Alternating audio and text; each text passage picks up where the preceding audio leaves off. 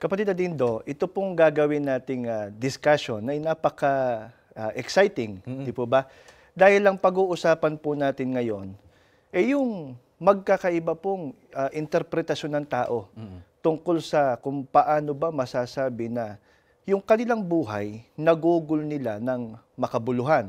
Ika nga ng iba, yung kanilang buhay ay life well spent. Yun. Kapatid Adindo, kailan nga ba nasasabi ng iba na yung kanilang buhay nagugol nila ng makabuluhan? Kapag dahil sa kanyang pagsisikap, ay natamo niya yung pangarap niya sa buhay. Di ba? Sabi mo nga kanina, yung life well spent, nagugol niya yung kanyang buhay na makabuluhan. Sa tao kasi, ang sukatan ng pagiging makabuluhan kapag nakamit niya yung gusto niya sa buhay. Halimbawa, yumaman po siya, di ba? Yumaman o kaya ay nagtagumpay sa negosyo, di ba?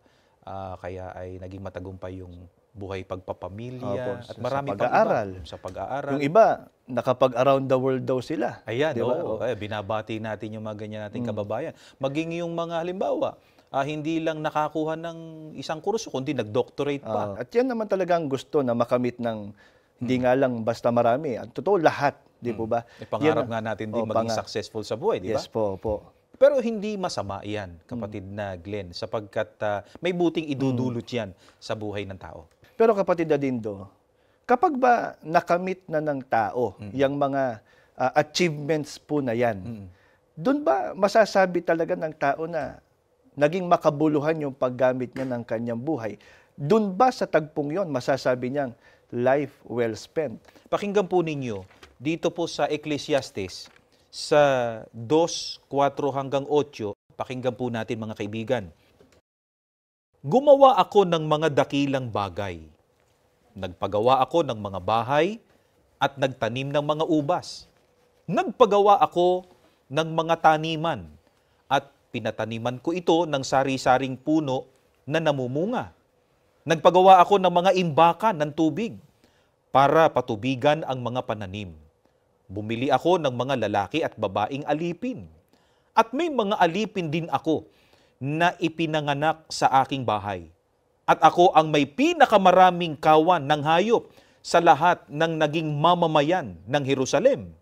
Nakaipon ako ng napakaraming ginto, pilak at iba pang mga kayamanang galing sa mga hari at mga lugar na aking nasasakupan. Siguro, kapag tatanungin natin yung ating mga taga-subaybay, batay doon sa narinig natin, talagang kaiingitan nitong si Haring Solomon. Isipin mo, napakarami niyang achievements sa buhay. Diba? Bukod sa siya'y hari, pagkahari, makapangyarihan, diba? Sinusunod. Ikalawa, marami siyang na-accomplish sa buhay. Ano-ano po yung kapatid Adindo? Sabi nga dito, nagpagawaan niya siya ng mga. Diba? Ng mga bahay, nagpagawa ng mga taniman, nagpagawa ng imbakan ng tubig. At napansin mo, doon sa binasa natin, ang sabi niya, ako ang may pinakamaraming kawan ng hayop sa lahat ng naging mamamayan ng Jerusalem. Ano ibig sabihin nun? Siya ang pinaka-mayaman. Di ba? Hindi lang yun Meron pa pong binabanggit na naipon niya Oo, sabi dito, nakaipon ako ng napakaraming ginto. Napakarami. Ano pa? Pilak at iba pang mga kayamanan. Kaya kapag ang pag-uusapan pala, kapatid Adindo, yung mga achievements, itong si Haring Solomon, credible na magsabi ng mga naging tagumpay niya. Diba? Pero nung makita niya yung mga tagumpay niyang yon, ano yung naisip niya, ano yung napagtanto niya? May sinasabi si Haring Solomon at ganito ang ating mababasa. Pakinggan po ninyo, dito po sa Ecclesiastes, sa 2:11. Pero nang isipin kong mabuti ang lahat ng ginawa at pinaghirapan ko, naisip ko na walang kabuluhan ang lahat ng pinagsikapan ko rito sa mundo. Hindi niya itinuring na yung mga nakamit niya, 'di ba? Yung mga kayamanan na nagkaroon siya, sukatan o barometro ng pagiging life well spent. Bakit kaya niya nasabi yun, kapatid Adindo? Kasi kung itutuloy natin, itong binabasa natin, may binabanggit uli siya dito sa kanyang pahayag, dito naman sa talatang 21. Pakinggan po natin, mga kaibigan. Dahil kahit magsikap ka gamit ang buo mong talino, isip at kakayahan, iiwan mo rin ang lahat ng pinaghirapan mo sa taong hindi naghirap para sa mga bagay na ito. Ito man ay wala ring kabuluhan at hindi makatarungan. Napansin po ba ninyo, mga kaibigan, dito sa pahayag ni Haring Solomon, yun anyang mga pinaghirapan ng tao, kanino din iiwan ng tao? Doon sa mga hindi naman naghirap noon, di ba? Kaya nga sabi ni Haring Solomon, ito man ay wala ring kabuluhan at hindi makatarungan. Kailan? Kapag ka dumating na sa tao, yung tinatawag na kamatayan. Sa makatwid, kapatid Adindo, nagkakaroon lang ng halaga yung mga bagay na nakamit ng tao. Halimbawa nga, yung kayamanan at yung iba't iba pang achievements niya sa buhay, kung siya namamalaging buhay. Kasi nagagamit niya. Nagagamit diba? niya, opo. Pero kapag ka dumating na yung kamatayan, sino makikinabang nun? Di yung susunod sa kanya, kung sino man yung maghahangad noon. Pero sa kanya, hindi pa rin hindi naman makapagliligtas sa kanya yun o sa tao para mailigtas sa kamatayan, di ba? Kahit naman mayaman namamatay din. Dumarating din ang kamatayan. Kaya hindi talaga, sabi mo nga kanina, hindi sukatan yun. Para masabi na yung mga kayamanang natamo at naipundar ng tao, yun ang magsisilbing patotoo na talagang naging makabuluhan yung kanyang buhay. Kapatid Adindo, nang magturo pong Panginoong Hesukristo, paano niya pinatunayan na hindi komo natamo ng tao yung kayamanan o yung iba't ibang achievements sa buhay na ito, naging makabuluhan na yung paggamit niya ng kanyang buhay. Pakinggan po ninyo, mga kaibigan, itong pahayag ng ating Panginoong Hesukristo. Nakasulat po dito sa Lucas sa 12:16 hanggang 21. At pagkatapos ay isinaysay ni Jesus ang talinhagang ito. Ang bukirin ng isang mayaman ay umani ng sagana. Kaya't nasabi niya sa sarili, ano ang gagawin ko? Wala na akong paglagyan ng aking ani. Gigibain ko ang aking mga kamalig at magtatayo ako ng lalong mas malalaki. Doon ko ilalagay ang aking ani at ari-arian. At sasabihin ko sa aking sarili, ayan, marami na akong ari-arian. Hindi na ako kukulangin habang buhay. Kaya't mamamahinga na lang ako, kakain, iinom at magsasaya.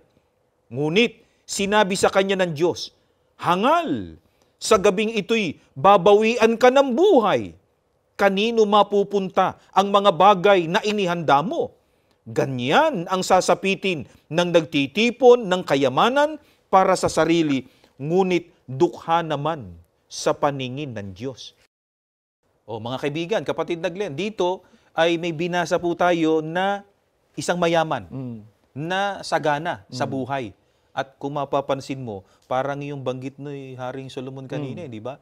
Na maraming achievements sa buhay. Marami rin siyang kayamanan. Sabi dito ay umani ng sagana, kaya hindi na raw siya kukulangin sa buhay. At matindi yun. Matindi yung patutuon niyang yun para sa sarili niya at sa mga naging accomplishment niya. Pagkatapos daw po ng mga accomplishment niyang yun, ano daw po ang gagawin na niya? Napansin natin doon sa binasa niya, sabi niya, kaya't mamamahinga na lang ako, kakain, iinom, at magsasaya. Dito, kapatid na Glenn at mga kaibigan, mapapansin natin na talagang yun ang nagbigay sa kanya ng kasiyahan, yung mga achievements niya sa buhay. At siguro, kung tatanungin natin, yung nagsabi nun, masasabi niya siguro na nagkaroon ng kabuluhan yung kanyang buhay. Pero kapatid na Glenn, sinabi ba rito ng ating Panginoon Diyos na naging makabuluhan ang kanyang buhay? Hindi po, di ba? Kasi sabi sa atin, dito sa ating binasa. Ang sabi ng Diyos, hangal.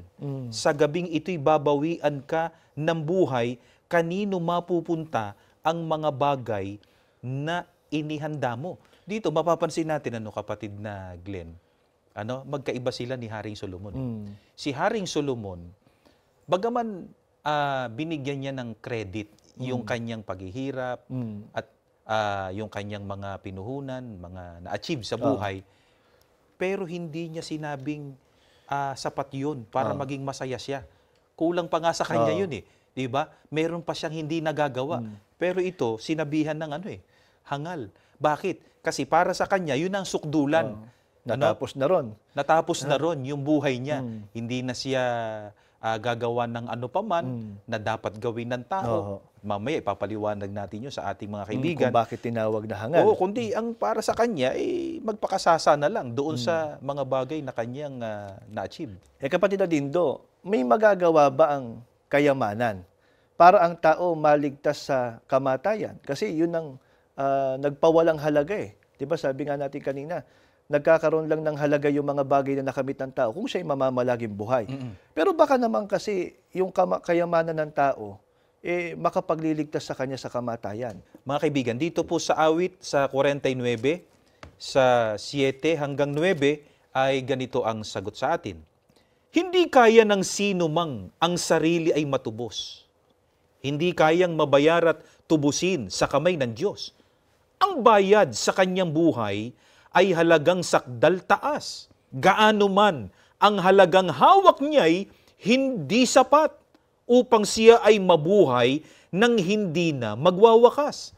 At sa labi ng libingan ay hindi na mapasadlak. Mga kaibigan, ito po ang katotohanan ng buhay. Na talagang darating po sa tao yung tinatawag na kamatayan. Na kamatayan. Sa pangyayari, kapatid na Dindo, yan naman talaga ang nakikita natin at ng mga nakasubaybay po sa atin, di ba? Hindi ko mo mayaman mamamalagi siyang buhay. Darating at darating pa rin yung kamatayan. Tama yun. Kung sa buhay pa lang, di ba, yung pagdating ng kamatayan, kapatid na Dindo, hindi kayang pigilan ng kayamanan na nakamit ng tao, sa ano pa lalong walang magagawa ang kayamanan? Pakinggan po ninyo mga kaibigan. At ganito po ang ating mababasa na nakasulat dito naman po sa Sefanyas, sa 1:14 hanggang 15 at 18. Ganito ang ating mababasa. Malapit na ang dakilang araw ni Yahweh at mabilis na dumarating, kapaitan ng dulot ng araw na iyon. Ang matapang ay mapapaiyak ng malakas. Iyon ay araw ng kapuotan, kaligaligan at pagdadalamhati, araw ng pagkasira at pagkawasak, araw ng kadiliman at kalungkutan, araw ng lagim at makapal na ulap. Hindi sila maililigtas ng kanilang salapi o ginto sa araw na yaon ng puot ni Yahweh. Matutupok sa apoy ng kanyang mapanibugong puot ang buong sanlibutan, sapagkat bigla niyang lilipulin ang lahat ng nananahan sa lupa.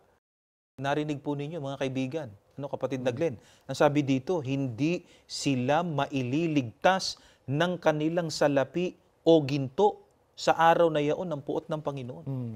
Kaya walang magagawa yung kayamanan. Gaano man yung kayamanang nakamit ng tao, kung sa kamatayan lang di ba? Wala nang magagawa yon, lalo pala pagdating ng araw ng paghuhukom. Tama. Kaya hindi ang tunay na magbibigay kabuluhan sa naging paggugol ng tao ng kanyang buhay, yung kanyang mga kayamanan. Dahil pagdating ng araw ng paghuhukom, wala namang magagawa yun Hindi siya maililigtas nito. Pero ang tanong, kapatid na Dindo, magtatagal pa ba yung araw ng paghuhukom? Hindi na, kapatid na Glenn, sapagkat ang sabi ng ating binasa malapit na. At mabilis na dumarating. Kaya kapatid na Dindo, ang dapat palang matiyak ng tao ngayon, ang magawa niya yung talagang makabuluhan na paggugol niya ng kanyang buhay. Pero kapatid na Glenn, pinagpapauna natin sa ating mga kaibigan na hindi naman masama. Na pag-ukulan yung mga bagay sa daigdig na ito. Oo, dahil utos din naman yon, di ba? Katulad nga ng pagtatamo ng kayamanan, sapagkat may buting idudulot yan sa buhay ng tao. Pero sabi mo nga kanina, merong mas dapat unahin ang tao na gawin para maging makabuluhan ang kanyang buhay. Baka po nag-iisip yung mga nakasubaybay po sa atin ngayon. Kung hindi lang pala doon sa pagkakamit ng mga kayamanan, magkakaroon ng kabuluhan yung paggamit ko ng buhay. Anong bilin ng Panginoong Hesukristo para magkaroon ng kabuluhan ng buhay ng tao? Ganito ang ating po mababasa, mga kaibigan. Dito po sa Mateo, sa 16, at ang talata po ay 26. Sapagkat anong buti ang magagawa sa iyo? Tamuhin mo man ang lahat ng kayamanan at kapangyarihan at lahat ng nakasisiya sa laman na karanasan sa daigdig. Gayon may nasumpungan ang sarili mo na pinagbawalan sa langit at ipinadala ka sa iyong kahatulan sa impyerno. O tingnan mo sa ganitong paraan, kung bigla mong nasumpungan ang iyong sarili na kalagim-lagim na nagdurusa sa impyerno, gaano ka kahanda na iukol sa Diyos ang iyong sarili upang makamtan ang kanyang pagpapatawad at ang buhay na walang hanggan. Ayon sa ating Panginoong Sokristo, kailangan ang tao iukol niya ang kanyang sarili kanino? Sa Panginoong Diyos. At nang sa ganon ay makamtan-anya niya ang pagpapatawad ng Diyos at makapagtamo siya nung tinatawag na buhay na walang hanggan. Kapatid na Glenn, ito ang dapat na sundin at gawin ng tao. Kasi yung kayamanan, hindi magagamit para iligtas ang tao sa kamatayan. Hindi rin makapagliligtas ang tao pagdating ng araw ng paghuhukom, yung kayamanan.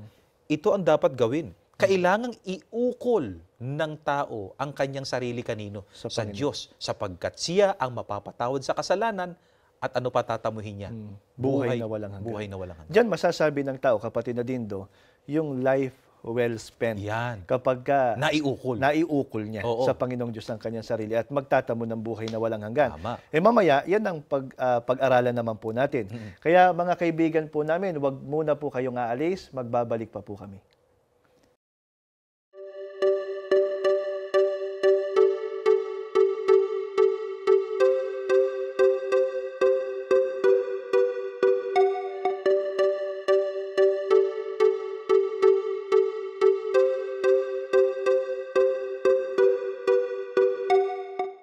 Mga kaibigan, salamat po sa inyong patuloy na pagsubaybay. Kapatid Dindo, kanina itinuro sa atin, di ba, sa pamamagitan po ng Biblia, yung sinabi ng Panginoong Hesukristo para magkaroon ng kabuluhan ang paggamit ng tao ng kanyang buhay, dapat niyang iukol sa Panginoong Diyos ang kanyang sarili.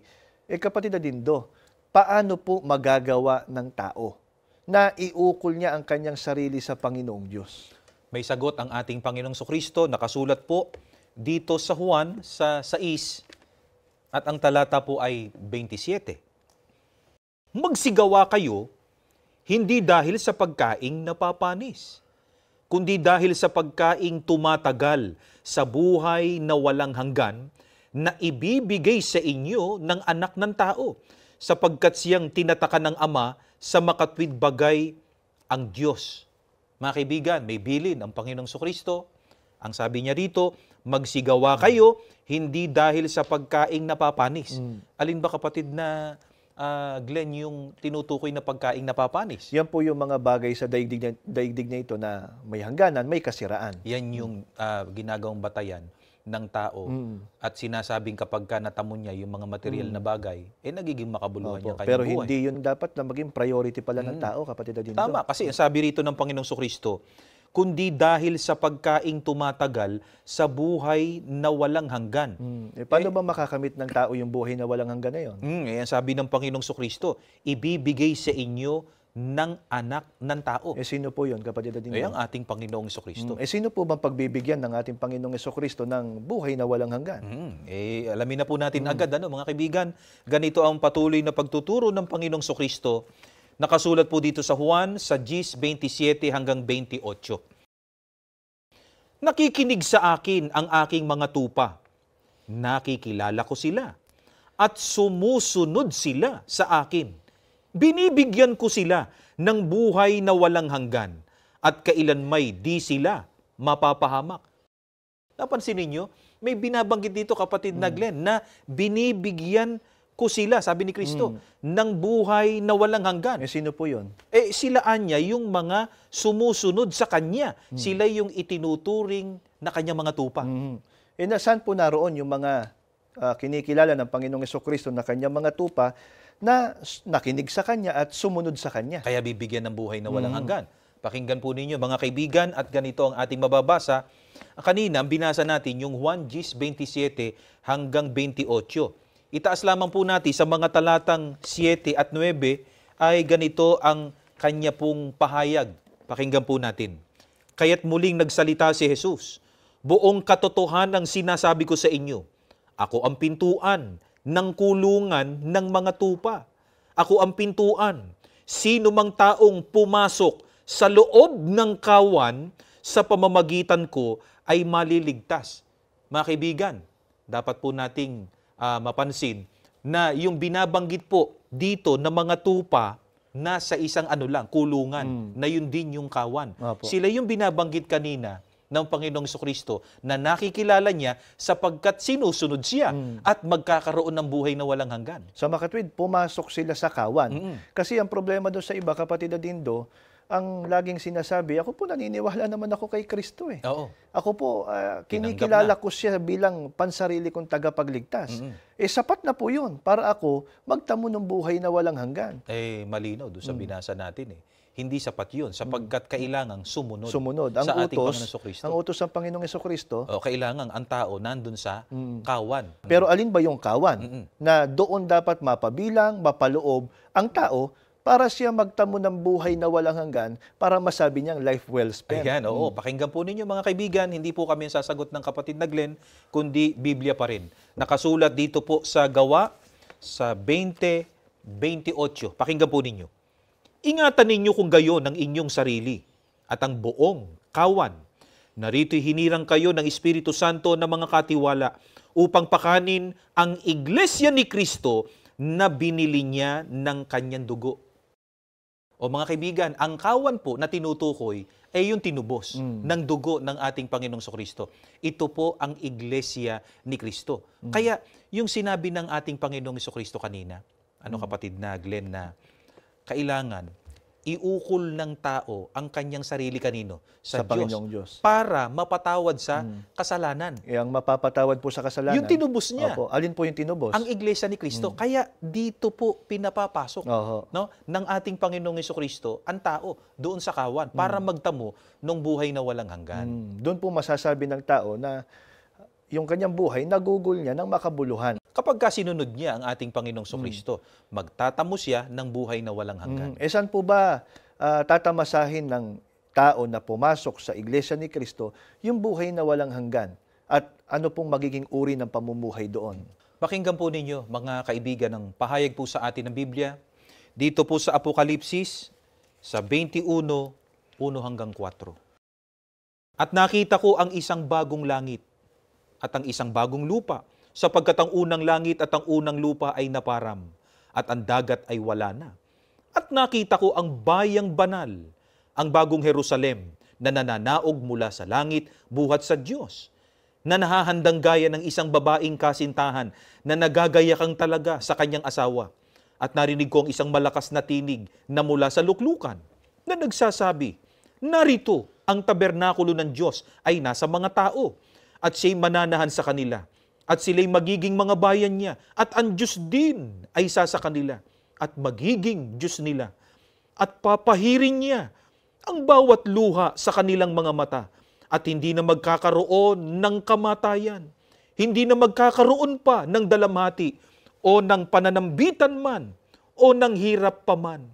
Ang mga bagay ng una ay naparam na. Mga kaibigan, doon sa bayang banal, masasabi natin na kapag ang tao naroroon, naging makabuluhan yung paggugol niya ng kanyang buhay, yung pag-uukol niya ng kanyang sarili sa Diyos, sapagkat yung mga bagay, kapatid na Glenn, na nagpawalang kabuluhan sa lahat ng mga bagay na ipinundar ng tao nung siya'y nabubuhay pa, doon wala na. Alin po yun? Tulad ng kamatayan, wala nang kamatayan doon. Tulad ng mga bagabag na nagpapaluha sa tao, nagbibigay ng hapis, doon wala na. Sana mapansin po yan ng ating mga taga-subaybay, kapatid Adindo. Kasi sa buhay, sa daigdig po na ito, gaano man karaming kayamanan, gaano ka man naging katalino, Oo. gaano ka man naging successful, lahat ng yun may kaakibat pa rin may hapis, Totoo yun. 'di ba? May kaligaligan, Oo, 'di ba? oo. May kabagabagan. Tama. Pero doon pala sa bayang banal, wala na pong lahat 'yon. Wala na yun. Iyan yung perpektong buhay at pamumuhay. Kaya nga ang dapat magawa ng tao ngayon pa lang, 'di po ba?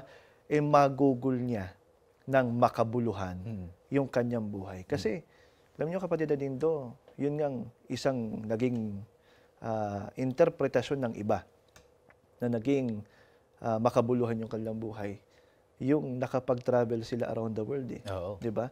Pero nakapag-travel ka nga around the world, Oo. nakarating ka sa iba't ibang lugar Oo. sa daigdig, pero hindi ka naman pala nakarating sa bayang banal, lahat pala ng yun wala rin. Po? Tama. Oo. Kaya mga kaibigan po namin, sana po pinakinabangan po ninyo itong ginawa namin pag-aaral.